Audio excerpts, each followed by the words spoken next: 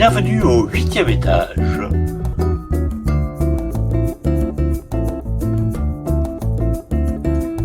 Ah oui, ça fait un peu musique d'ascenseur quand même.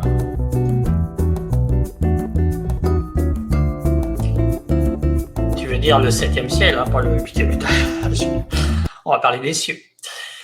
Bien, bonjour à tous. Merci d'assister avec nous à cette séance ce matin. Nous allons parler des planètes. Ce sera Vincent qui va s'en occuper. Vous avez vu Vincent qui commence déjà à faire le zouave. On n'a pas commencé. Alors, avant d'attaquer les planètes, je vous rappelle, hein, pour ceux qui nous suivent pas tous les jours ou toutes les semaines, qu'on est toujours fermé, on peut pas vous accueillir, mais les travaux qui ont été suspendus pendant 4 mois viennent juste de recommencer depuis une semaine. Donc, on a bon espoir de rouvrir à la mi-juin, peut-être. On avait prévu pour les 40 ans du planétarium, rouvrir à la mi-juin, c'est-à-dire avant les vacances d'été. Mais il n'y a rien de moins sûr, hein. Peut-être que ce sera qu'à la rentrée prochaine. Bon, suivez-nous de toute façon. Tant que nous ne sommes pas réouverts, on vous propose ces webinaires une fois par semaine, voire tous les jours quand ce sont les vacances scolaires. Et pour ceux qui connaissent pas le logiciel, l'interface où vous nous voyez, vous devez apercevoir sur le côté droit de votre écran une grande zone blanche où vous avez 2 choses décrites en haut, soit sondage, soit question. Alors, vous verrez apparaître dans les sondages des espèces de quiz, des petites questions auxquelles il faudra essayer de trouver la bonne réponse. Ça sera pour s'amuser. De temps en temps, je mettrai ça.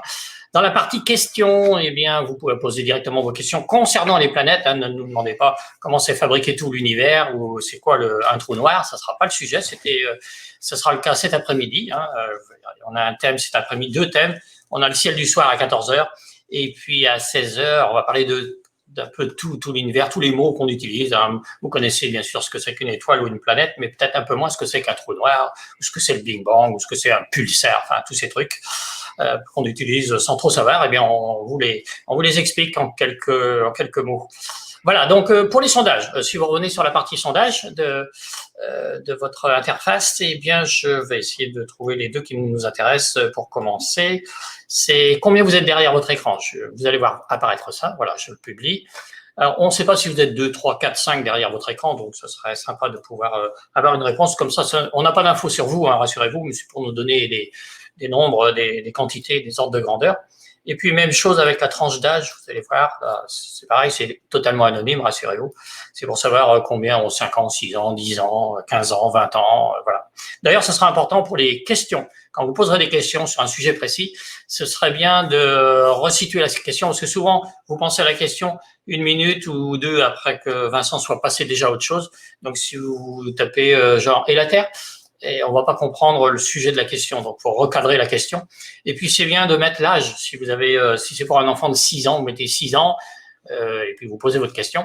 Comme ça permet de faire une réponse adaptée. Parce que évidemment, si vous êtes adulte ou si vous avez 15 ans ou si vous avez 6 ans, la réponse sera pas tout à fait la même. Voilà. Et de temps en temps, je vais interrompre Vincent pour pouvoir poser des questions pour tout le monde. Voilà. Eh bien, je vais laisser la place directement à Vincent. Je vais m'éclipser. Bon, voilà. Bien, merci Daniel, merci pour cette présentation. Donc, bienvenue, bonjour à tous. On va donc passer un petit moment ensemble. Alors, je vais pas beaucoup regarder la caméra, je vais plutôt regarder mon écran ici ou bien celui-ci, vous voyez. Donc, soyez pas surpris si je regarde pas comme ça. Ça veut pas dire que je m'intéresse pas à vous, c'est juste que il faut que je vois ce que je suis en train de faire. Voilà.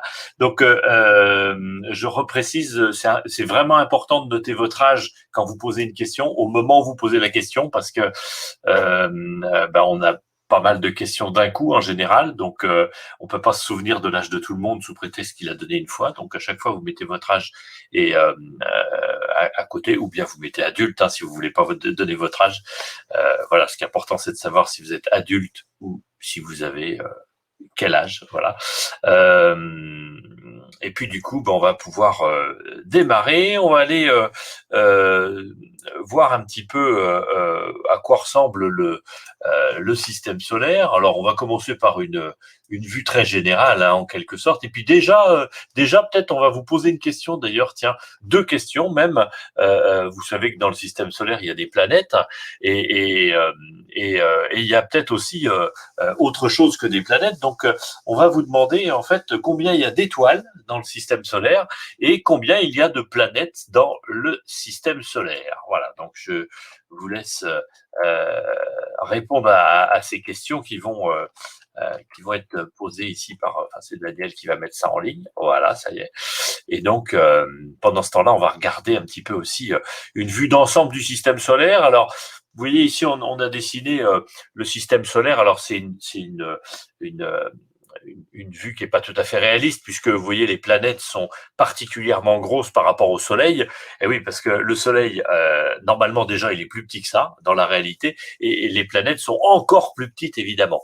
Vous voyez, donc forcément, on a triché un petit peu sur la taille des planètes, sur leur vitesse aussi, hein, ça va pas aussi vite. Je vous rappelle que la Terre met 1 an à faire un tour du Soleil, donc on n'avait pas trop le temps d'attendre ce temps-là, donc on a accéléré le mouvement. Et puis également, on a rajouté les orbites des planètes. Et vous pensez bien qu'il n'y a pas ces dessins dans le ciel, hein, c'est vraiment une façon de montrer les choses. Voilà. Donc là, on voit les planètes les plus proches du Soleil, vous voyez, et puis il y en a d'autres plus loin. On va s'éloigner un petit peu. Vous voyez, tout ça tourne à peu près sur le même plan, c'est-à-dire que c'est à peu près à plat en quelque sorte. Hein, je dis à peu près parce qu'il y a des petites variations, mais c'est pas très important. Pas trop enfin, ça va pas nous perturber dans notre histoire, voilà. Et donc voilà, on est en train de s'éloigner.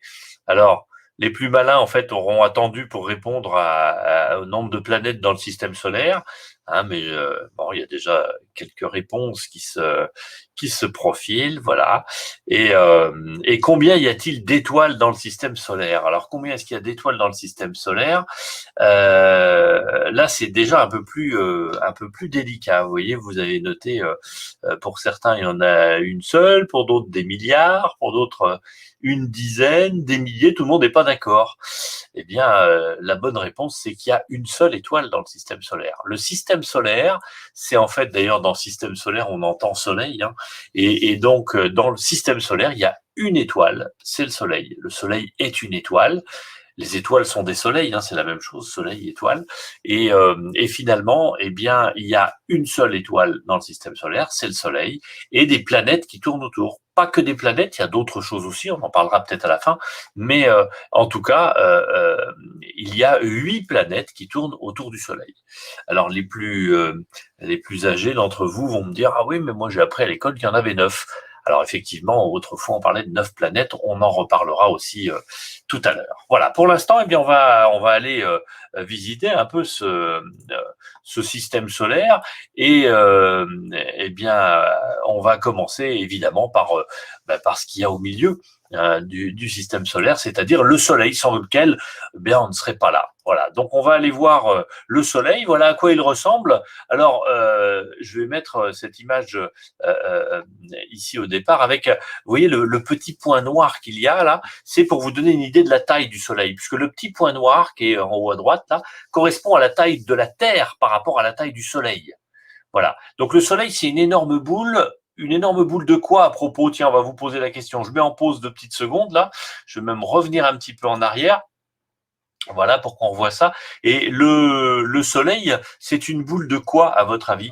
Est-ce que c'est une boule alors, hop là, je publie le sondage, Daniel. Hop, voilà. Est-ce que c'est une boule d'azote? Est-ce que c'est une boule, hop là, qu'est-ce qu'on a mis? De l'hydrogène, de l'oxygène? Est-ce que c'est du feu ou est-ce que c'est de la lave? Voilà. Alors, je vous laisse répondre à ça.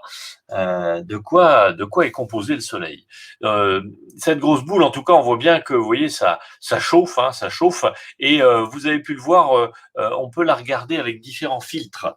Alors, on ne regarde pas le soleil à l'œil nu, évidemment, ça brûle les yeux. Hein, même avec des appareils, il faut des appareils très spécifiques. Il faut pas faire n'importe quoi, on bricole pas ça. Hein, c'est très dangereux. Mais voilà, vous voyez, avec des filtres adaptés, voilà ce qu'on peut voir du soleil. Et on se rend compte qu'effectivement, ça bouillonne un petit peu dans tous les sens. Alors le soleil, c'est pas une boule de feu ni une boule de lave, comme on l'entend trop souvent. C'est principalement de l'hydrogène, Alors regardez la taille de la Terre, encore une fois, vous voyez le petit point noir, là c'est la taille de la Terre. Vous voyez la taille des explosions qu'il peut y avoir sur le Soleil. Quand je dis explosion, on devrait parler d'éruption solaire, plus exactement. En fait, c'est l'activité du Soleil qui déborde en quelque sorte. C'est par là que par sa surface que vont partir les rayonnements un peu partout.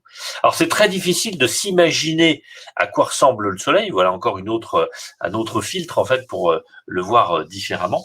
Très très difficile de s'imaginer à quoi ressemble la matière du Soleil. C'est de l'hydrogène, mais sous une forme qu'on connaît pas finalement sur Terre, sous une forme de plasma. Hein, c'est pas du solide, c'est pas du liquide, c'est pas du gaz non plus, c'est du plasma. Un gaz très très chaud, ça s'appelle du plasma. Voilà, ça s'appelle un plasma. Donc bon, c'est une matière un peu étrange, mais la composition en fait c'est de l'hydrogène. Voilà. Hein, mais pas sous forme du gaz tel qu'on le connaît sur Terre. Sur Terre, si vous cherchez de l'hydrogène, vous allez le trouver sous forme de gaz. Ici, ça n'est plus un gaz. Voilà. Et alors, ce Soleil, qui est donc une énorme boule d'hydrogène, il représente à lui seul, tenez-vous bien, 99,9% de la masse du système solaire. Le Soleil à lui seul représente la quasi-totalité du système solaire. Tiens, pour les plus jeunes, peut-être une petite seconde. Hop. Je ne l'avais pas préparé à l'avance, mais j'ai ce qu'il faut ici pour vous montrer ce que ça fait comme proportion. Imaginons par exemple, alors vous allez rire, on va dire que ça c'est le Soleil. Bon, je sais, il n'a pas cette forme-là. Mais imaginez que ça soit le volume du Soleil. Eh bien, ça correspondrait au volume de toutes les planètes réunies. Voilà, ou à la masse plus exactement de toutes les planètes réunies. Voilà la masse du Soleil et la masse de toutes les planètes réunies. Vous voyez, donc ça représente que 1/1000, là-dedans il y a 1000 petits cubes comme ça, vous voyez, hein, il y a 1000 petits cubes comme celui-ci, vous voyez, on en a 100 par face, et donc il y a, voilà, comme ça, donc 1000 petits cubes, et bien vous imaginez, ça fait ça, en guise de proportion. Voilà, donc effectivement, le Soleil représente la plus grosse partie du système solaire, et de très, très, très loin. De l'hydrogène, souvenez-vous, donc le système solaire est composé à 99,9% d'hydrogène. Incroyable. Bien, on va aller voir les planètes maintenant une par une. On va commencer par les plus proches et puis on va les s'éloigner au fur et à mesure du système solaire. Et donc, on va avancer tout doucement pour aller voir les planètes. La première planète qu'on va rencontrer, c'est la plus proche du Soleil. Donc on repartira toujours depuis cette base-là pour que vous vous rendiez bien compte de l'endroit où on va. Vous voyez, on se rapproche du Soleil. Voilà. Encore une fois, les tailles sont pas respectées. Hein. Et puis, on va se rapprocher de Mercure. Alors, les tailles entre les planètes, par contre, sont respectées. À peu près. En tout cas, pour ces quatre-là. Vous voyez, donc, Mercure, c'est la plus petite des quatre premières. Voilà. On va s'en approcher et on va aller regarder à quoi elle ressemble. Alors, on se rapproche, on se rapproche, on se rapproche. Ça doit déjà vous rappeler quelque chose. Effectivement, la planète Mercure ressemble énormément à la Lune. Effectivement, on dirait vraiment la Lune. Pourquoi ? Parce qu'elle est pleine de cratères, des cratères d'impact. C'est-à-dire qu'il y a des cailloux qui sont tombés, on va dire ça comme ça, des cailloux qui sont tombés sur cette planète et qui ont laissé des traces, des cratères gigantesques. Hein, certains font plusieurs centaines de kilomètres de diamètre, voire peut-être un peu plus. Et donc, vous voyez, quand on s'approche, on voit bien qu'il y a des traces qui ne se sont pas effacées. C'est-à-dire qu'il y a eu autant de traces sur la Terre, hein. Il y a autant de cailloux qui sont tombés sur la Terre. Seulement sur la Terre, on a une atmosphère et du coup, ça a pu effacer les traces. Ça génère de l'érosion, des choses comme ça. Ici, il n'y a pas d'air. Du coup, il n'y a pas de pluie, pas de vent, donc pas d'érosion, rien pour effacer toutes ces traces. Et les traces, donc, restent pour toujours. Voilà. Et donc, ça veut dire que rien qu'en voyant des traces sur une planète comme ça, on peut comprendre que cette planète n'a pas d'atmosphère. Voilà. Et l'absence d'atmosphère a d'autres conséquences, c'est la température. Imaginez-vous en plein soleil sur Mercure. Eh bien, en plein soleil, la température monterait à peu près 430 degrés, parce que on est tout près du soleil, et à l'ombre, en revanche, elle descendrait à moins 150 degrés. Voilà. Donc, il fait 430 degrés au soleil et moins 150 degrés à l'ombre. Alors, on pourrait se dire, tiens, est-ce qu'on peut peut-être aller entre les deux, là où c'est la limite entre le chaud et le froid, ça devrait être tiède. Non, parce que la tiédeur, en quelque sorte, eh bien, elle serait entretenue en quelque sorte par une atmosphère.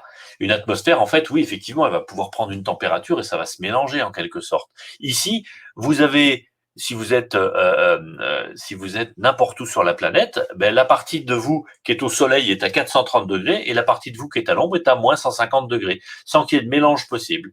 Donc, si vous vous mettez entre les deux, à la limite entre l'ombre et la lumière, ben, vous avez un côté qui est congelé puis un côté carbonisé. Voilà. Donc, bon, il y a des morts plus agréables. Hein, je pense pas que ça soit la meilleure solution pour en finir.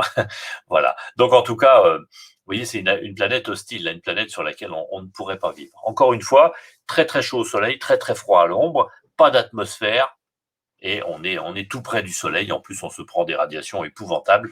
Donc, inutile de vous dire qu'il n'est pas question de chercher de la vie sur une planète comme ça. Alors, pourquoi est-ce qu'elle n'a pas d'atmosphère? On peut se poser la question. Eh bien, elle est trop petite pour ça.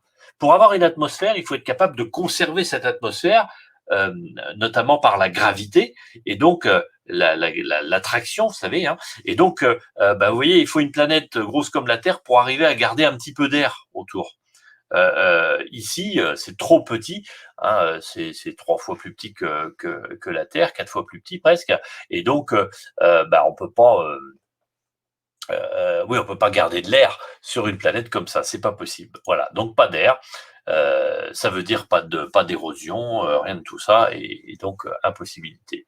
Daniel, j'entends qu'il y a pas mal de questions. Peut-être il y a des questions qui arrivent. Oui, enfin, c'était sur les atmosphères. Je reprécisais un petit peu ce que c'est que de l'air, parce que tu es passé très rapidement dessus. Ah oui, j'ai effleuré l'air, c'est ça. Oui, l'air en fait, alors on dit air, ça veut pas dire grand-chose. Quand on dit pas d'air, ça veut dire pas d'atmosphère. Oui, c'est vrai souvent. Après, l'air, il peut être composé de différentes choses. Principalement dans l'air qu'on respire tous les jours, là, il y a surtout de l'azote, beaucoup d'azote en fait, hein, et puis un petit peu d'oxygène. C'est l'oxygène qui nous importe. S'il y avait que de l'oxygène, on pourrait respirer, mais ça poserait des problèmes, c'est inflammable l'oxygène, donc on pourrait pas fumer par exemple. Hein. Vous allumez votre cigarette, vous faites exploser l'atmosphère, voilà. Donc c'est pas terrible. Hein, heureusement qu'il y a un mélange, voilà. Donc c'est un peu comme vous voyez, si vous buvez du Ricard sans mettre de l'eau dedans, c'est pas terrible, quoi. Hein, voilà. Là, c'est pareil, il faut de l'oxygène à boire avec modération, évidemment, hein, et que pour les adultes. Mais bon, c'est pour vous donner une idée, effectivement, c'est un mélange, l'air. Hein, l'air, voilà. Donc l'air de chez nous, c'est de l'oxygène et de l'azote. On verra plus tard que l'air n'est pas forcément le même partout. Hein. Il y a des mélanges différents selon l'endroit où on peut vivre, où on peut être. Voilà. Allez, on continue notre voyage. On va s'en aller voir la deuxième planète du système solaire. Alors, toujours sur le même principe, on va partir de loin pour se rapprocher. Hop. Voilà, c'est parti. Donc, la deuxième planète du système solaire, donc, c'est la planète Vénus. Tiens, on lui donne un nom d'ailleurs à la planète Vénus. Peut-être vous allez pouvoir répondre à ça. Je pense qu'on va vous poser la question du nom de la planète Vénus, l'autre nom qu'on lui donne. Cette planète Vénus, on va s'en approcher, on va aller voir à quoi elle ressemble et on va découvrir cette planète Vénus. Voilà. Est-ce qu'on l'appelle l'étoile du Nord, l'étoile du Berger, la planète rouge ou l'étoile polaire? Alors, c'est assez facile en fait, mais il peut y avoir des surprises. Voilà. Allez, on s'approche. Et effectivement, on se rend compte que c'est très décevant. On voit pas du tout le sol. En fait, ce qu'on voit, c'est une épaisse couche d'atmosphère. Il y a tellement d'air sur Vénus que on ne voit pas du tout le sol. C'est-à-dire quelqu'un qui habiterait à la surface de Vénus ne verrait jamais le soleil parce qu'il y aurait toujours cette couche de nuages au-dessus de sa tête. Alors c'est intéressant, on se dit tiens, une couche de nuages, il y a une atmosphère comme la Terre. Effectivement, elle fait à peu près la même taille que la Terre. La différence, c'est que sous cette couche de nuages, il va y avoir un effet de serre qui est très, très important, beaucoup plus important que celui de la Terre. On va en reparler. Pour l'instant, on va regarder un petit peu comment on fait pour regarder la surface d'une planète comme ça. Il faut des satellites, des sondes comme celle-ci par exemple, qui nous permettent de voir à travers les nuages, hein, comme des rayons X. Hein, vous voyez, c'est ça, on peut voir à travers les nuages, comme on peut voir à travers votre corps pour voir vos os. Et donc ici, on arrive à voir que à la surface de Vénus, il y a des plaines, des montagnes, des vallées, des volcans. Enfin, finalement la même chose que sur la Terre. Mais ce qu'il faut pas oublier, c'est que il y a cette atmosphère qui est très très épaisse. Hein, on la distingue à peine. Là, vous voyez, on voit une petite sur le pourtour. Là, on voit un peu l'épaisseur de l'atmosphère. Et cette atmosphère, elle est tellement épaisse qu'elle empêche la planète de refroidir. Du coup, à la surface de Vénus, il fait en permanence pas loin de 500 degrés. Ou alors 480 degrés et des poussières. Voilà, donc il fait très très chaud et effectivement, bon, on ne peut pas supporter cette température. Il y a une question de pression aussi. Vous savez, la pression, c'est le poids de l'air au-dessus de votre tête.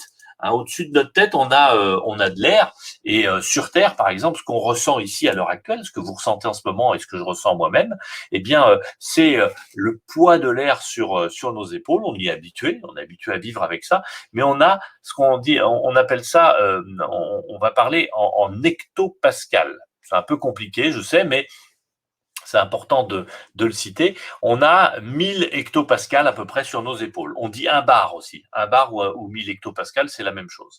Donc, on a 1000 hectopascales, c'est le poids de l'air sur nos épaules. Et bien là-bas, sur Vénus, on a 90 fois cette valeur. C'est-à-dire qu'on a 90 fois 1000 hectopascales. Donc c'est énorme, 90 000 hectopascales.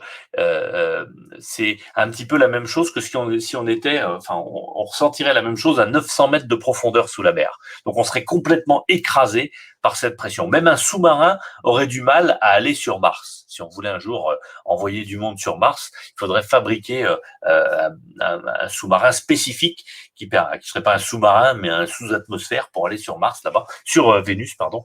Et donc on aurait des difficultés vraiment à envoyer des choses. D'ailleurs, il y a quelques sondes qui se sont posées sur Vénus, elles n'ont jamais résisté plus de 2 heures ou 2 heures et demie à la surface de Vénus. Hein. Donc c'est vraiment un milieu hostile. Il y a la pression, effectivement, il y a la température, qui est donc de 480 degrés, hein, excusez du peu. Et un autre détail aussi, c'est que quand il pleut là-bas, c'est pas de l'eau qui tombe, c'est de l'acide sulfurique. Oui, ça fait des trous dans les parapluies. Parce qu'en fait, c'est pas du tout le même air que chez nous. C'est un mélange différent déjà. C'est surtout du dioxyde de carbone, qui est quelque chose qui se respire pas pour nous. Hein. Et donc du dioxyde de carbone. Et puis, je vous dis, c'est pas de l'eau dans les nuages. Hein, c'est plutôt de l'acide sulfurique ou des choses comme ça. Voilà. Donc une planète pas simple, hein, une planète hostile, cette planète Vénus. Voilà. On va aller voir la troisième planète. Daniel, évidemment, tu m'arrêtes s'il y a des questions sur Vénus hein, spécifiques. Mais on va aller voir la troisième planète maintenant. Bon, cette troisième planète, vous la connaissez bien, vous voyez, c'est la Terre. Hein, notre Terre, on y est habitué. Alors, vous voyez, on voit les océans, etc. On l'appelle la planète bleue. Alors attention, c'est pas une planète liquide. Hein, c'est une planète solide sur laquelle il y a une petite couche de liquide. D'ailleurs, tiens, j'ai lu il y a peu de temps que si on mettait, imaginez par exemple, prendre tous les océans, toute l'eau qu'il y a sur la Terre là, et la mettre dans un volume réduit, c'est-à-dire on met tout ça, on regarde ce que ça représenterait comme volume, eh bien, ça représenterait à peu près un cube de 1000 kilomètres de côté. Donc, 1000 kilomètres, c'est la taille de la France. Si on va revenir un peu ici, là, vous voyez la taille de la France, là. Je vous laisse le temps de vous repérer, voilà. Donc, vous voyez la taille de la France. Vous imaginez un cube qui fasse la hauteur de la France, la largeur de la France et l'épaisseur et la même épaisseur, quoi. Un cube comme ça, dans ce cube, on pourrait mettre toute l'eau contenue sur la Terre. Voilà, toute l'eau contenue sur la Terre. Donc ça donne une petite idée, c'est juste une mince pellicule d'eau finalement à l'échelle de la planète. Pour nous, évidemment, ça descend à 3000, 4000, 10 000 mètres de profondeur, mais c'est vraiment une mince pellicule d'eau. Voilà, ça vous viendrait pas à l'esprit d'appeler ça une planète liquide. C'est vraiment une planète solide avec de l'eau par-dessus. Hein, faut pas se tromper quand même. Alors cette eau liquide qu'on voit à la surface, eh bien, elle n'existe pas que sous forme liquide. Elle existe aussi sous forme de vapeur. La preuve, on voit des nuages ici. Et s'il y a des nuages, ça veut dire qu'il y a un moment où l'eau a été à un niveau liquide, quoi, à un état liquide. Il y a aussi de l'eau à l'état solide. Hein, là-haut au Groenland, par exemple, vous voyez, c'est de l'eau solide, de la glace. Et donc, si je vous dis si je vous dis de l'eau, faut préciser, est-ce que c'est de l'eau solide, liquide ou gaz? voyez, c'est pas la même chose. Hein. Alors, évidemment, comme toutes les planètes ici, pareil, on a un côté au soleil, un côté à l'ombre, mais la température est régulée sur la Terre parce que on a une atmosphère qui permet de garder un peu de la chaleur accumulée dans la journée grâce à l'atmosphère et de la restituer la nuit. Donc on a effectivement une cloche thermique comme ça autour de la Terre. Voilà, c'est ce qu'on appelle l'effet de serre, hein, c'est ça l'effet de serre. Alors attention, l'effet de serre, il ne faut pas qu'il soit trop important, et pour ça, il faut que cette atmosphère reste comme elle est à l'heure actuelle. Si on modifie la composition de notre atmosphère, notamment avec des gaz à effet de serre et des choses comme ça, le dioxyde de carbone, le méthane, etc. Toutes ces choses-là, ça fait en sorte que la chaleur du soleil va rentrer tout aussi facilement, mais ne va plus pouvoir ressortir. C'est le principe d'une serre. Et donc, à ce moment-là, on va augmenter l'effet de serre, et ça pourrait être très dangereux pour nous. Rappelez-vous que sur Terre, on a une moyenne de 15 degrés. La moyenne générale sur toute la planète, c'est de l'ordre de 15 degrés, et que sur Vénus, c'est 480 degrés. Vous voyez, ça peut monter beaucoup, vraiment. Et on dit déjà que s'il y avait une différence de température de l'ordre de 5 degrés sur la Terre, ce serait une catastrophe mondiale. 5 degrés de température, ce serait vraiment la fonte de toutes les calottes polaires, donc l'augmentation du niveau de la mer, des événements climatiques très très différents de ce qu'on connaît aujourd'hui. On voit déjà le changement climatique avec quelques dixièmes de degrés, et donc vous imaginez 5 degrés ce que ça ferait, quoi. Voilà, donc attention à notre planète. Oui, Daniel. Alors, le dernier sondage portait sur le surnom de la planète Vénus. Oui, effectivement, c'est vrai, on n'a pas donné la réponse. Alors, c'est pas l'étoile polaire. L'étoile polaire, c'est une étoile, effectivement, hein, qui indique toujours le nord. Donc, c'est pas l'étoile du nord non plus. C'est pas la planète rouge, ça vous êtes pas fait avoir non plus, faut pas exagérer. Hein. Mais c'est effectivement ce qu'on appelle l'étoile du Berger. L'étoile du Berger, quand on en parle sur Terre, eh bien, c'est bien la planète Vénus. Voilà.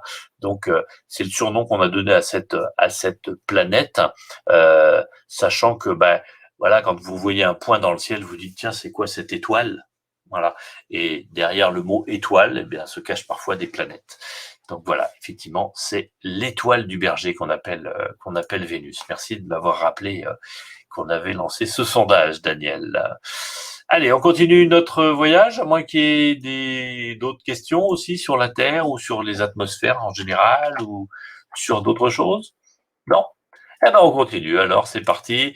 Direction la planète suivante. Alors, cette planète suivante, vous la connaissez bien et elle nous en fait, enfin, ah oui, alors, je me suis trompé. Je voulais vous parler de la Lune, effectivement, avant.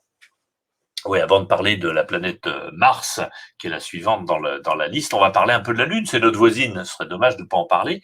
Alors la Lune, vous voyez, ça ressemble beaucoup à Mercure, hein, finalement. La taille de la Lune et la taille de Mercure, globalement, c'est pas tout à fait, mais c'est presque ça et ça, quoi. Vous voyez, hein, voilà, Mercure, si c'est à peu près ça.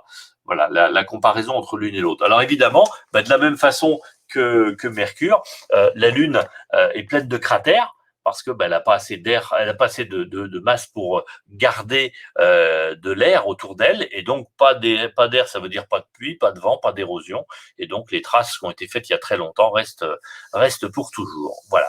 Alors vous avez vu que elle change de phase, hein, d'aspect selon son éclairage par rapport au Soleil. C'est pour ça qu'on la voit pas toujours de la même forme, mais elle est toujours ronde, la Lune. Hein. Elle a toujours la même forme. C'est juste nous qui la voyons plus ou moins ronde en fonction de l'éclairage qu'elle a. Voilà. Donc, c'est vraiment une question d'aspect, de visibilité. Alors, on s'approche un petit peu pour découvrir ces cratères, effectivement, des tas de cratères un petit peu partout. Alors, des gros, des petits dans les gros, voilà. Et donc tout ça, vous voyez, ces cratères nous permettent aussi de dater le sol. C'est-à-dire qu'on sait que si il y a eu, par exemple, en bas de l'image ici, un grand cratère avec des plus petits à l'intérieur, on sait que les plus petits se sont formés après le plus gros. Donc on peut arriver à déterminer finalement l'histoire de tout ça. Tiens, ce gros cratère s'est fait avant, après il y a eu celui-ci, après il y a eu ça, ça, ça et ça. Et ça permet d'imaginer en fait quelle a été l'histoire des choses qui se sont écrasées sur la Lune et qui ont généré tous ces cratères. Voilà. Alors, vous savez que les hommes sont allés sur la Lune, hein, c'est d'ailleurs l'endroit le plus loin où on n'est jamais allé. Il a fallu 3 jours de voyage pour y aller. Après les 10 ans qu'il a fallu pour construire la fusée, hein, pour la mettre au point, etc. Mais il a fallu 3 jours pour aller sur la Lune. Si on voulait aller plus loin aujourd'hui, bah, faudra aller par exemple vers Mars. Ce serait l'endroit le plus proche où on pourrait aller. Et ben on va y aller justement. Alors ceci près que pour aller vers Mars, la durée de voyage c'est de l'ordre de 8 mois 8 mois à peu près pour aller vers Mars. Oui, donc c'est autre chose, c'est un autre problème. Pour aller sur la Lune et revenir, vous y allez pour une semaine. Vous pouvez partir avec votre panier pique-nique, etc. Tout ce qu'il faut, c'est pas très compliqué. Si vous voulez aller vers Mars et revenir, déjà, il faut choisir le bon moment. Vous voyez, là, par exemple, Mars est opposée à la Terre par rapport au Soleil. Hein, vous voyez, elle est à l'opposé du Soleil, donc elle est très loin à ce moment-là. Mais tiens, on va faire une petite pause ici. Effectivement, il faut choisir le bon moment pour aller vers Mars. Et puis, il faut un voyage. Le voyage va durer longtemps. Donc, 8 mois aller, 8 mois retour, peut-être un mois sur place. Ça fait tout de suite 2 ans de voyage, quoi, hein, facilement. Donc, alors pas tout à fait avec enfin, ça ferait 1 an et demi de voyage tel que je vous l'ai dit là, mais voilà, on estime que ce serait ça. Donc, il faut partir avec tout ce qu'il faut pour manger, boire, vivre, etc. Il n'y a pas d'air sur place, il n'y a pas de supermarché ni quoi que ce soit. On peut pas planter des salades non plus. Hein, il y a que Matt Damon qui arrive à faire ça voilà. Mais rappelez-vous, si vous avez vu le film avec Matt Damon, La Seule sur Mars, ou que vous avez lu le livre peut-être, quand ils arrivent sur place, il y a déjà toute une infrastructure qui est là. Hein, donc, ils ont déjà prévu les choses à l'avance. C'est-à-dire que soit ils ont construit des choses de façon automatique qui sont déjà sur Mars, ça, ben, pour l'instant, c'est un peu compliqué encore. Soit effectivement, il y a déjà des gens qui sont allés sur Mars et qui ont déjà préparé des choses. Vous voyez, donc le premier voyage vers Mars, c'est très compliqué, très très compliqué. Bon, en attendant, allons la voir Mars. Alors, je me suis arrêté ici volontairement parce que ça nous permet de la voir d'un petit peu loin, un peu comme on la voit dans un gros télescope, si vous voulez. Si vous avez un très gros télescope, vous pouvez voir un peu Mars comme ça. Il faut un très gros télescope quand même. Hein. Mais vous voyez, bon, déjà, première constatation qu'on fait ici, bah, vous voyez qu'elle est éclairée un petit peu de côté. Alors, depuis la Terre, on la voit pas comme ça parce qu'on n'est pas exactement dans cette position-là, mais en tout cas, là, on voit bien qu'il y a un côté qui est éclairé. Donc, on voit que le Soleil il est sur la gauche ici, là. Et puis, alors sur la gauche, oui, en l'occurrence, je dois vous montrer ce côté-là, a priori. Voilà, peu importe. Mais on voit bien quel côté est éclairé et lequel ne l'est pas. Et puis on voit une petite calotte polaire sur le haut de l'image. Vous voyez peut-être une petite calotte de glace. Vous voyez, on va se rapprocher un petit peu. Effectivement, il y a de la glace. Alors, il y a 2 sortes de glace. Il y a de la glace de dioxyde de carbone, de la neige carbonique en quelque sorte, et puis il y a de la glace d'eau également. Il y a de l'eau sur Mars sous forme de glace. Pas de l'eau liquide, mais de l'eau sous forme de glace. Voilà. L'eau ne peut pas rester à l'état liquide sur Mars, pour une raison très simple, c'est qu'il n'y a quasiment pas d'atmosphère. Vous vous souvenez tout à l'heure qu'on a parlé d'atmosphère? Je refais une pause parce qu'il va y avoir des choses à vous dire après aussi. On a parlé d'atmosphère tout à l'heure. Je vous ai dit que sur Vénus, il y avait à peu près 90 fois l'atmosphère qu'il y avait sur la Terre. Sur Terre, 1000 hectopascales. Sur Vénus, 90 000 hectopascales. Et bien sur Mars, c'est 10 hectopascales à peu près. Voilà, donc très très peu, une pression très très faible, et donc là-bas, bah, on pourrait pas survivre à ça. Hein, il faudrait se préparer avec des combinaisons bien particulières, puisque la pression fait que si vous sortiez dehors là-bas, eh bien votre sang bourrait, voilà, votre sang sera en ébullition dans votre corps, donc ça poserait des problèmes quand même. Hein, voilà, ce serait des problèmes très très rapidement. Voilà, hein, on ne survit pas du coup. On ne peut pas survivre dans ces conditions-là. Alors, d'autre part, on est loin du Soleil, on s'est éloigné, donc la planète Mars n'est pas une planète chaude, hein, contrairement à ce qu'on pourrait penser, parce qu'on voit cette couleur-là, on pense tout de suite à des déserts. Vous voyez, d'ailleurs, on dit planète rouge, elle n'est pas vraiment rouge, hein, elle est plutôt marron ou orange.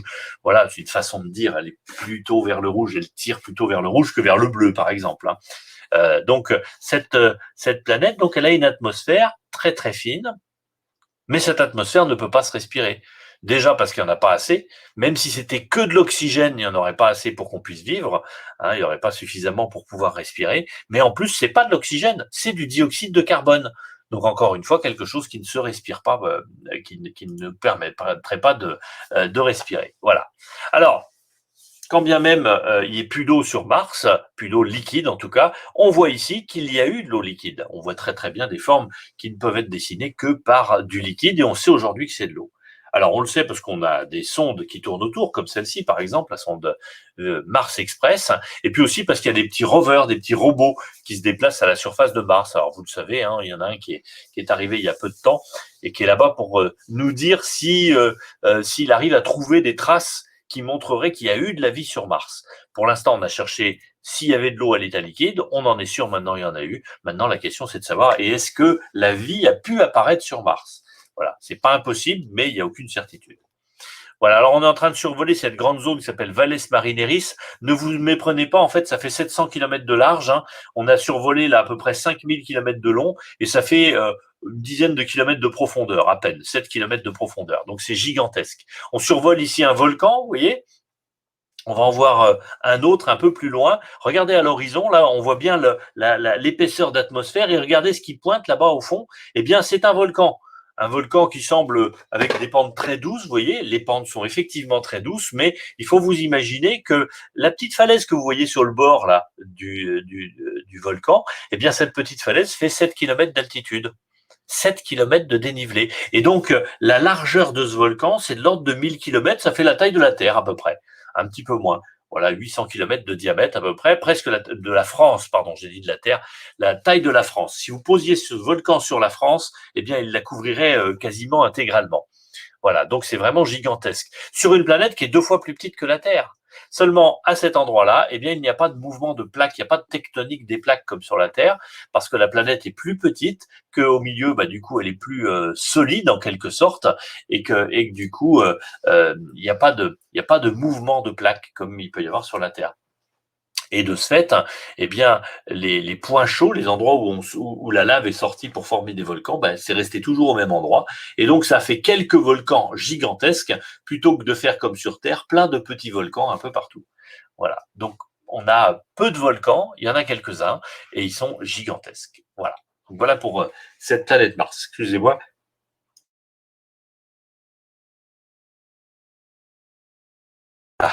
Ah, ça fait du bien.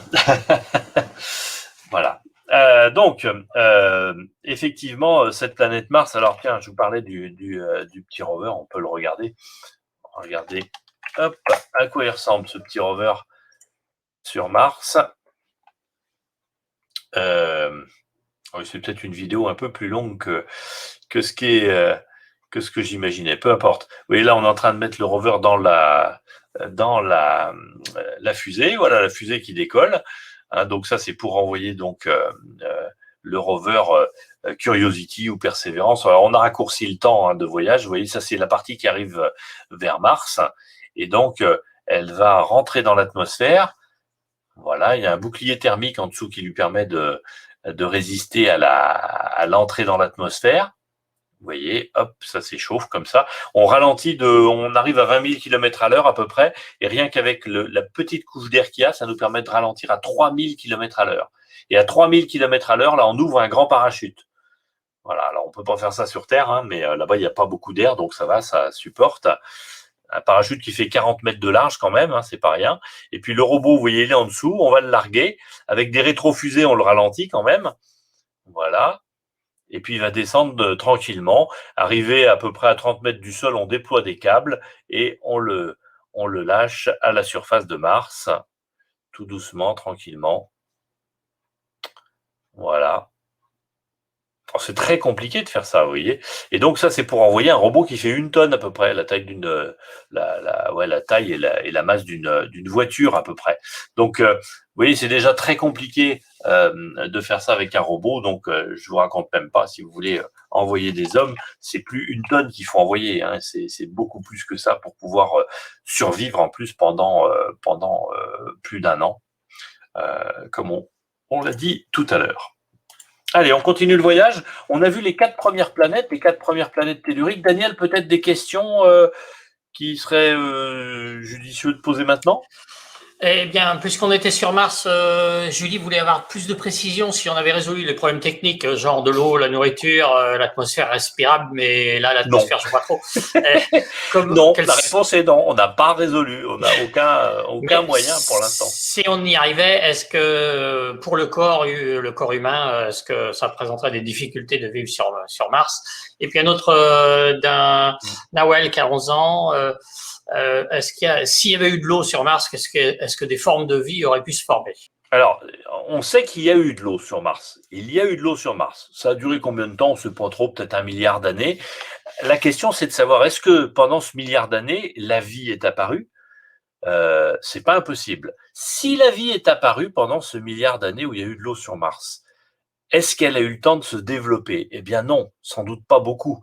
En fait, pour vous donner une idée, sur Terre, la vie est apparue à peu près il y a 3 milliards, il y a 3 milliards d'années, un peu plus de 3 milliards d'années, d'accord? Mais il a fallu attendre 2 milliards et demi d'années avant qu'on arrive à autre chose que des tout petits êtres, des crevettes, quoi, grosso modo, quoi.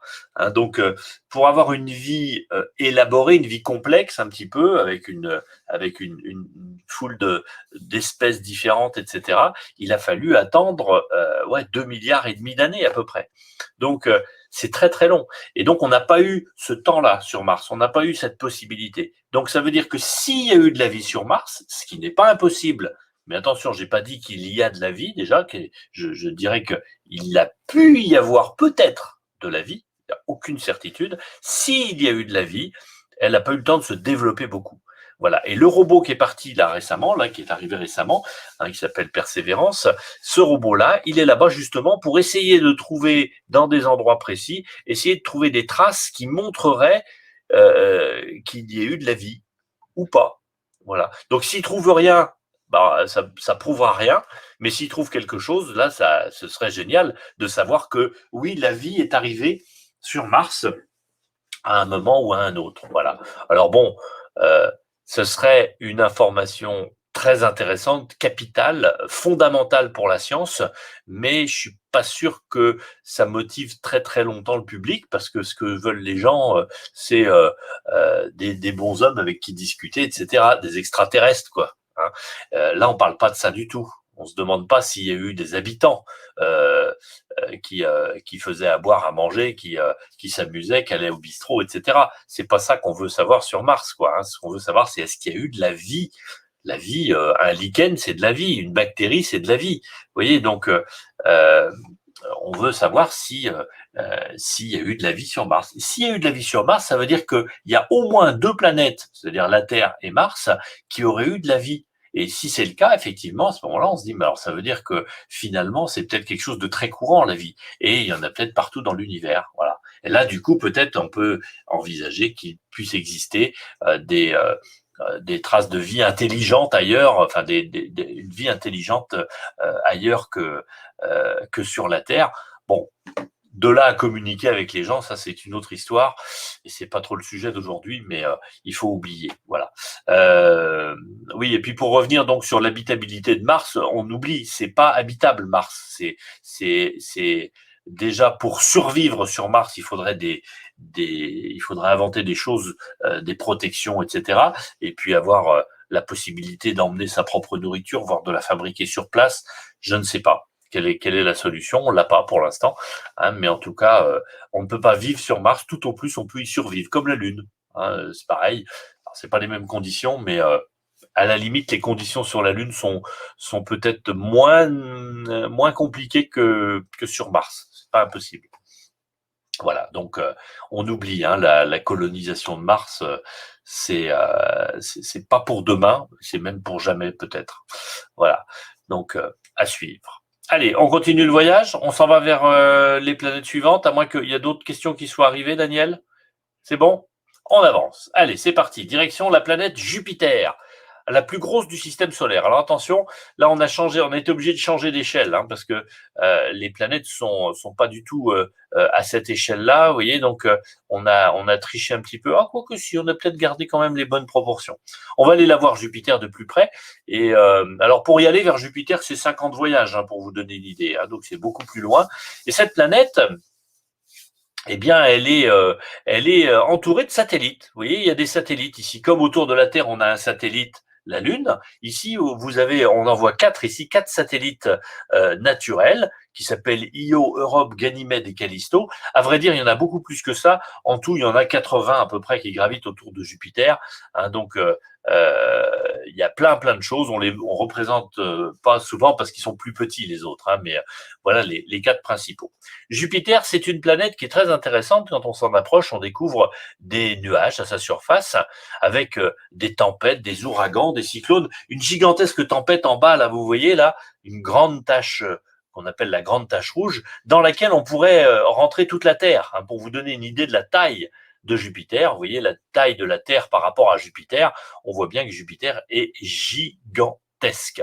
Et Jupiter, c'est une énorme boule d'hydrogène. C'est exactement, ou à quelque chose près, la même composition que le Soleil. Alors vous allez me dire, bah oui, mais c'est pas la même chose. En fait, Jupiter est trop petite pour briller comme le Soleil. C'est-à-dire qu'il n'y a pas assez de matière pour qu'au milieu, il y ait des pressions telles que la température augmente et que ça génère des réactions thermonucléaires et que ça fasse briller Jupiter. Mais par contre, Jupiter est composé de la même chose que le Soleil. C'est de l'hydrogène, de la même façon. Alors, du coup, le fait que ça soit de l'hydrogène, on se dit, ah bah oui, c'est pour ça qu'on appelle ça une planète gazeuse. Attention, souvenez-vous, le gaz, c'est un état de la matière. Je vous ai dit tout à l'heure que le Soleil, c'était pas une boule de gaz, que c'était une boule d'hydrogène sous forme de plasma. Eh bien ici, Jupiter, c'est une boule d'hydrogène, mais pas forcément sous forme de gaz.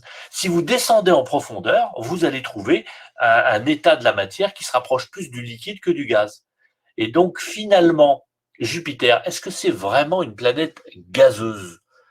Eh bien, pas tout à fait au sens où on l'imagine. C'est-à-dire que il y a longtemps, en 1954, il y a un auteur de science-fiction qui a qualifié Jupiter de planète géante gazeuse. Et on a trouvé l'idée intéressante, alors on a gardé. Et on s'est habitué à la qualifier de géante gazeuse. En fait, c'est pas une boule de gaz, c'est une boule d'hydrogène, mais sous forme de gaz en surface et sous forme plutôt liquide à l'intérieur. À la limite, si on voulait être précis, on devrait plutôt parler d'une planète liquide que d'une planète gazeuse. Voilà. Mais même ça, ce serait pas tout à fait juste. C'est un peu particulier quand même, parce que liquide, on s'imagine quelque chose, et c'est pas forcément exactement comme on l'imagine. Alors, je voudrais, à ce sujet-là, vous rappeler que je vous montrais tout à l'heure la Terre et je vous disais, bah oui, elle est recouverte d'eau, mais c'est pas une planète liquide.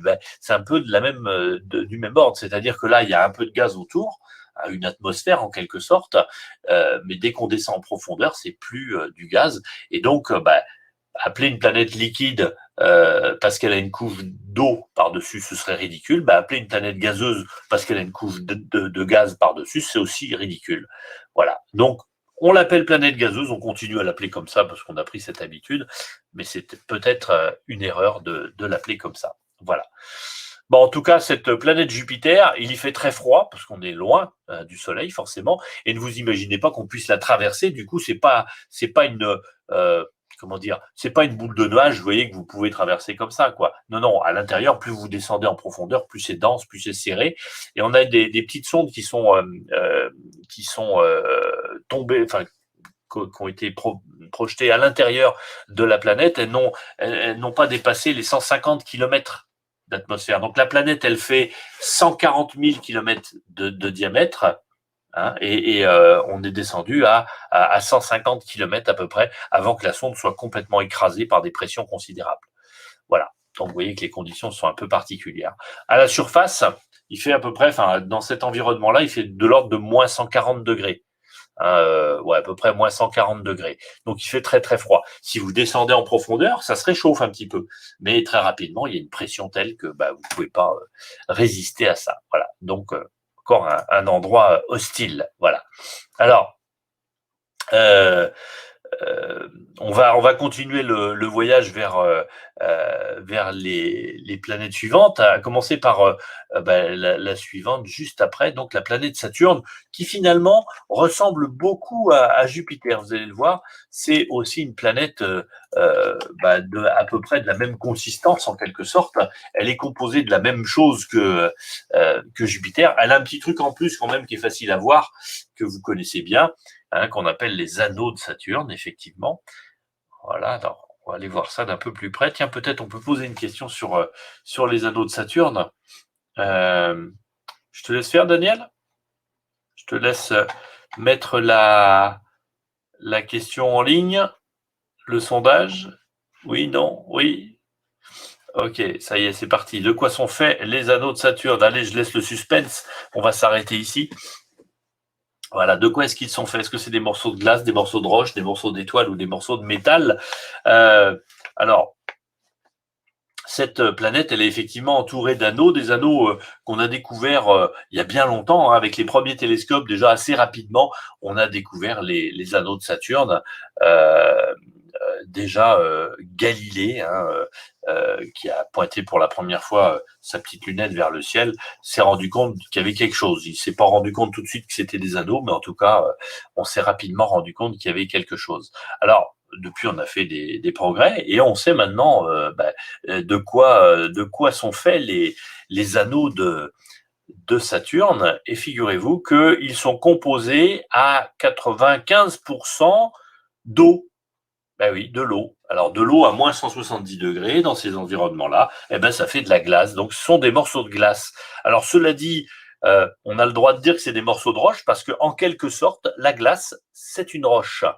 Ça peut sembler bizarre comme ça, mais si vous demandez à un géologue, il vous dira que l'eau, c'est un minéral et que donc l'eau sous forme de glace, eh bien, c'est en quelque sorte de la roche. Voilà. Donc, c'est jouer un petit peu avec les mots, mais vous savez ce que c'est, le vocabulaire, c'est pas toujours évident. Voilà, on a des soucis avec ça, avec le vocabulaire pour classer les choses. On en reparlera cet après-midi à 16h. On fera un petit topo là-dessus, justement, sur la façon dont on appelle les choses dans l'univers. Alors, ces cailloux, ils font pour les plus petits de l'ordre de 2 cm de large. Il semblerait qu'il y a un consensus là-dessus. Les scientifiques sont d'accord pour dire qu'il y a sans doute pas de cailloux plus petits que 2 cm de large, ce qui peut sembler surprenant. On n'a pas forcément l'explication non plus, mais les plus petits, donc 2 cm, la taille d'une noix, on va dire, et les plus gros, c'est de l'ordre de 20 mètres de diamètre, peut-être même un petit peu plus, mais en tout cas, donc, différents cailloux comme ça, blocs de glace, qui tournent autour de Saturne. Et la planète en elle-même, c'est une planète gazeuse, comme on l'a dit pour Jupiter, c'est-à-dire où elle est gazeuse sans être gazeuse, quoi. C'est plutôt une planète, voilà, on peut dire une planète fluide en quelque sorte, mais on a à peu près la même composition d'ailleurs que Jupiter. C'est principalement donc de l'hydrogène. Voilà. Il nous reste 2 planètes à aller voir. Tu m'arrêtes, Daniel, s'il y a des questions, évidemment.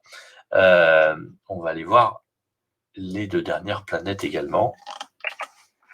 Des questions non sur les planètes gazeuses, non, pas particulièrement. Hop.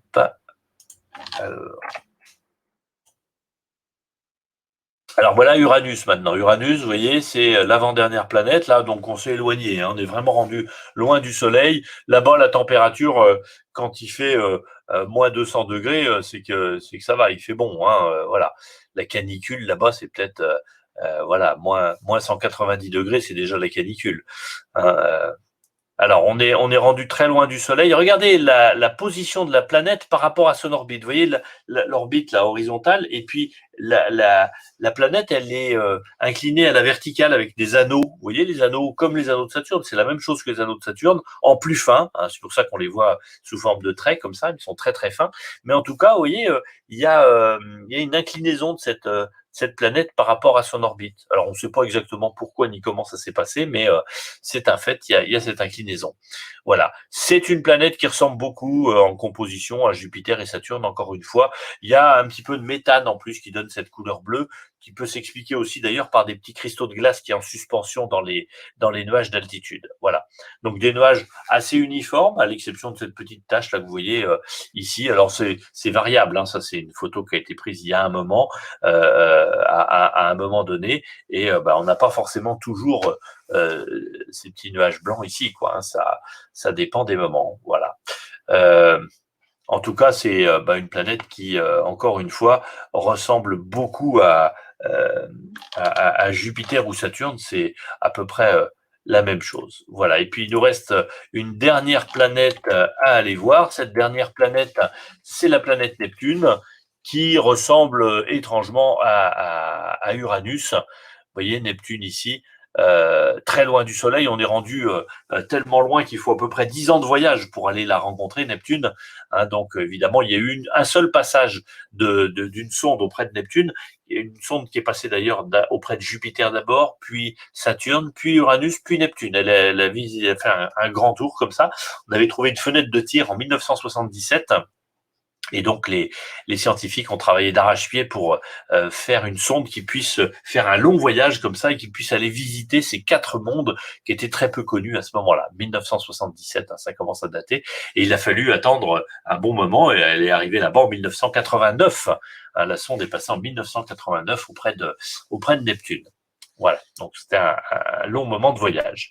Alors pareil, hein, vous voyez, tout ce que vous voyez là, c'est vous pourriez pas vous poser dessus, hein, vous tomberiez à l'intérieur avant d'être écrasé par une pression considérable à l'intérieur de la planète. Voilà. Alors on a fait le tour des planètes.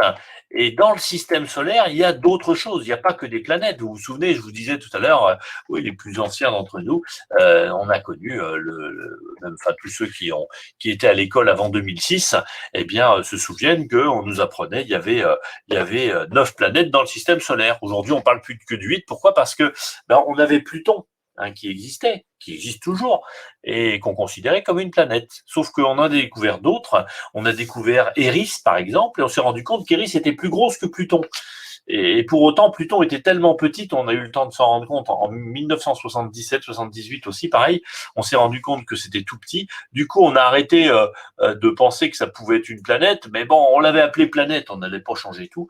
Donc, on a continué à l'appeler planète. Et puis, quand en 2005, on a découvert Eris, on s'est dit, il est temps de faire quelque chose, quoi. Si on veut, comment dire, intégrer Eris dans les astres qui tournent autour du Soleil, c'est ce qui est le cas, il faut qu'on la classe quelque part, et ce qui ressemble le plus, c'est Pluton. Mais on peut pas refaire l'erreur d'appeler ça une planète, c'est pas vraiment une planète. Donc on a choisi de faire un nouveau groupe qu'on a appelé les planètes naines, et c'est ce que vous voyez en vert ici, les orbites vertes ici, ce sont les planètes naines. Donc on a Pluton, Eris, Makemake et Oméa qui tournent autour du Soleil, loin du Soleil. Et puis il y a Cérès également, qui a été rajoutée, qui, elle, a été découverte il y a bien longtemps, hein, au 19e siècle, qui est un astéroïde, le plus gros astéroïde, et qui tourne entre Mars et Jupiter. Vous voyez, on voit une orbite là entre Mars et Jupiter, avec avec une espèce de brume blanche. Il y a aussi une espèce de brume blanche à l'extérieur de Neptune, là. Tout ça, ce sont des astéroïdes.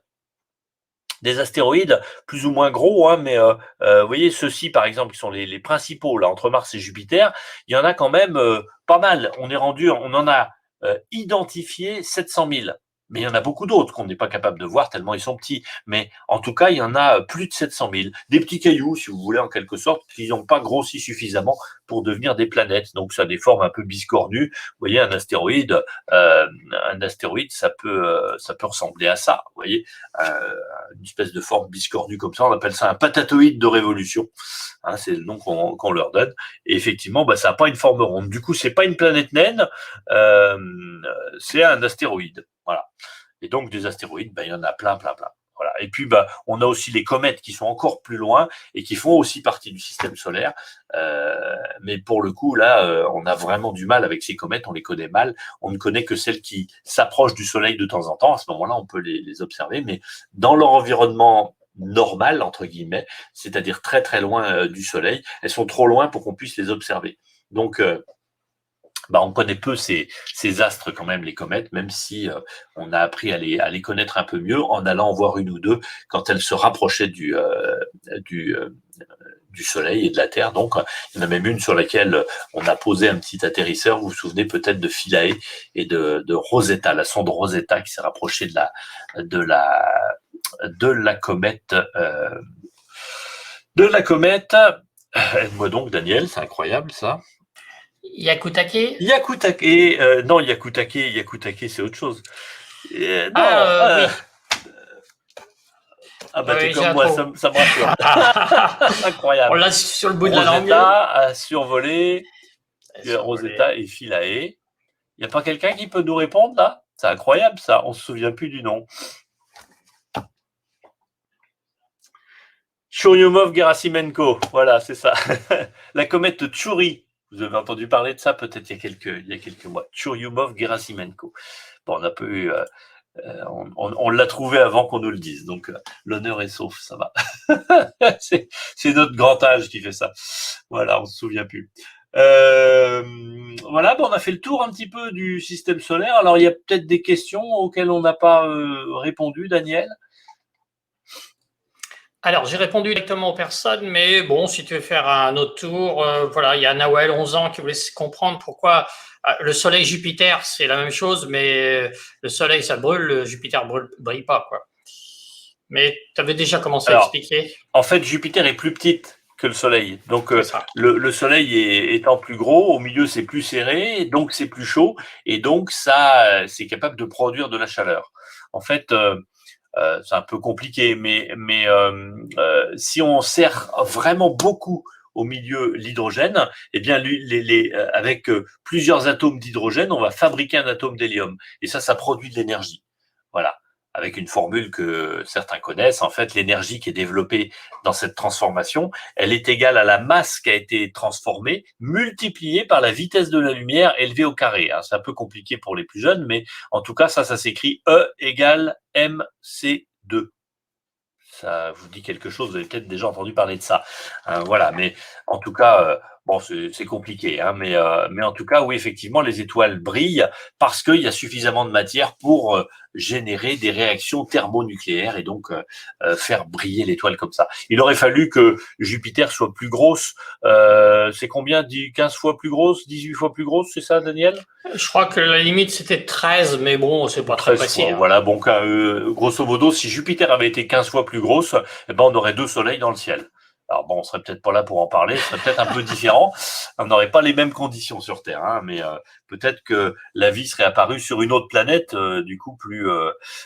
Enfin, les choses se seraient passées différemment. En tout cas, on n'aurait pas les planètes qu'on a aujourd'hui, on aurait d'autres planètes sans doute, et ce serait forcément très différent. Alors, pour finir, peut-être, je vous propose, ce sera le mot de la fin entre guillemets, ça va être de regarder une petite vidéo en fait pour bien se rendre compte des distances que tout ça, qui sont représentées par tout ce qu'on vient de dire.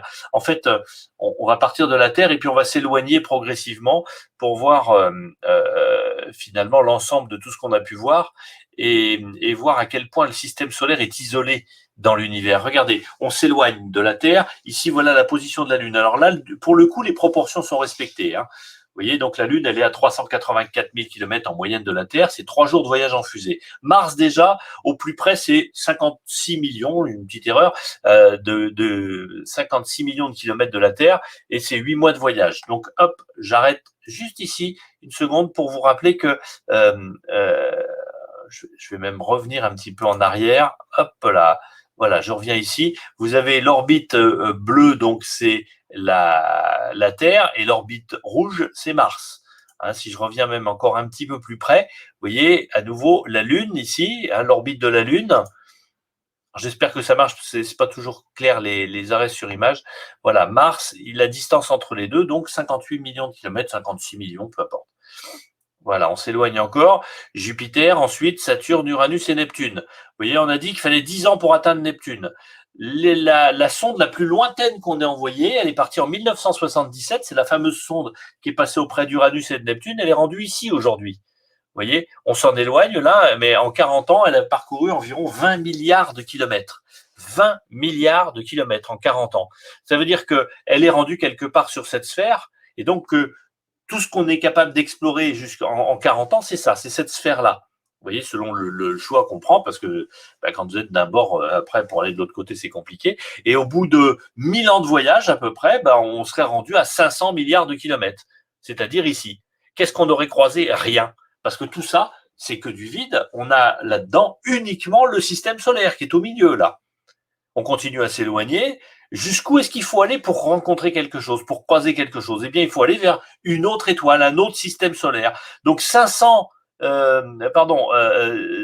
millions d'années, j'ai dit, pour atteindre cette sphère bleue là. Eh bien, pour venir ici, il faudrait non, je vous dis des bêtises. C'était ça. Je suis perdu.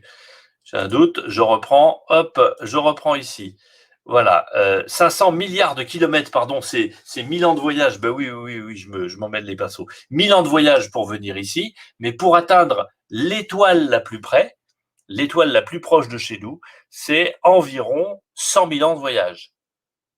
D'accord? Donc, vous partez de la Terre et hop, 100 000 ans plus tard, les générations futures arrivent auprès de l'étoile la plus proche de chez nous, là voilà, qui est un soleil, hein, comme notre soleil, ça ressemble, voilà. 45 000 milliards de kilomètres. Bon, évidemment, on comprend bien que c'est un voyage qui est impossible. Hein. Ça, c'est juste les deux étoiles les plus proches l'une de l'autre, enfin le soleil et puis l'étoile la plus proche de chez nous. Voilà, donc cette étoile, on la positionne ici à nouveau sur une sphère qui correspond donc à... alors rappelez-vous, dans cette sphère, il y a au milieu le système solaire et à la surface de la sphère, l'étoile la plus proche de chez nous. Et donc ensuite, des étoiles, il y en a une quantité innombrable, évidemment. On continue à s'éloigner comme ça. Alors, toutes les étoiles que vous voyez à l'œil nu depuis le fond de votre jardin, quand vous regardez sans télescope, eh bien, elles sont à l'intérieur de cette sphère jaune.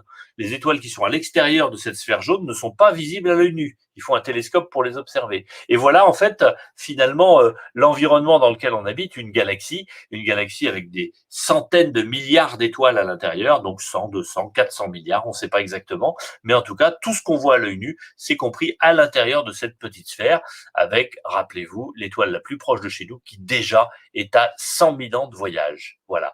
On sait que les planètes existent en tout cas autour des étoiles. Donc ça veut dire que si on veut trouver de la vie sur une autre planète à l'extérieur du système solaire, eh bien il faut au moins faire un voyage de 100 000 ans pour aller les rencontrer. Voilà, autant vous dire que c'est pas pour demain qu'on va aller visiter les extraterrestres. Hein. Voilà. Bien, j'espère que vous aurez passé un bon moment, que vous avez découvert des choses, que vous avez appris des choses et que vous en avez retenu un petit peu. Voilà. N'hésitez pas à revenir nous rejoindre. Il y a encore des places pour vous connecter cet après-midi. Donc cet après-midi à 14 heures, c'est Daniel qui nous parlera du ciel du soir, du ciel du moment. Dans ce moment, voilà. Merci Daniel. Et puis